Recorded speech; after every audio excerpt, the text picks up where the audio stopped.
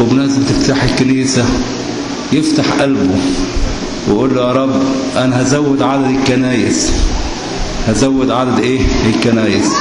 أنا أول ما ترسمت أسقف قلت عبارة، قلت أنا مش جاي أبني كنايس، قلت أنا جاي أبني كنايس في قلب كل من أتقابل معه وأتعامل معه.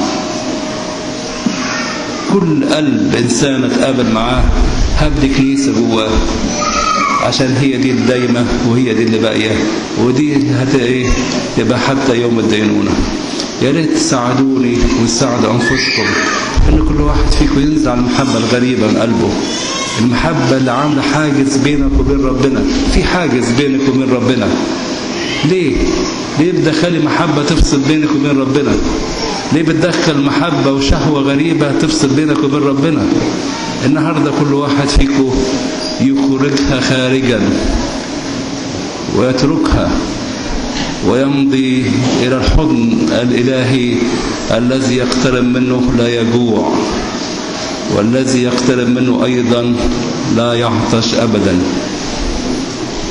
يا ليت يا إخوتي كل واحد فيكم النهاردة يبني كنيسة في قلبه ويصرخ النهاردة طول الليل يقول له يا رب تعالى هذا المكان مكانك ومكان سكناك، تعالى يا رب واسكن في هذا المكان ونظف كل حاجة كريهة من هذا الهيكل. اخرج كل الشوائب الموجودة فيه، اخرج كل محبة غريبة عنك، هناك تكون مملكته. يا ريت النهاردة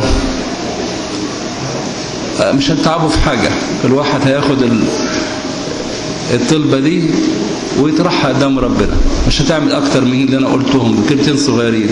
وانتوا تسجدين النهارده بالليل اول ما تروحوا قول له يا رب تعالى ودي مملكتك يا رب، انزع كلها محبة غريبة عنها وكل شهوة ردية انزعها عنها، وقول تكن مشيئتك وقول أبانا السماوات ونام. 4 كلمات وشوف ربنا هيعمل ايه. وهتيجي المرة الجاية تحكولي عمل ربنا معاكم وقد ايه ربنا سكن في قلوبكم.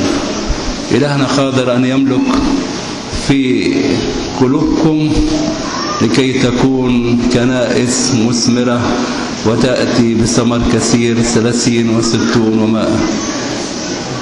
ولهنا كل مجد وكرامة الأبد آمين.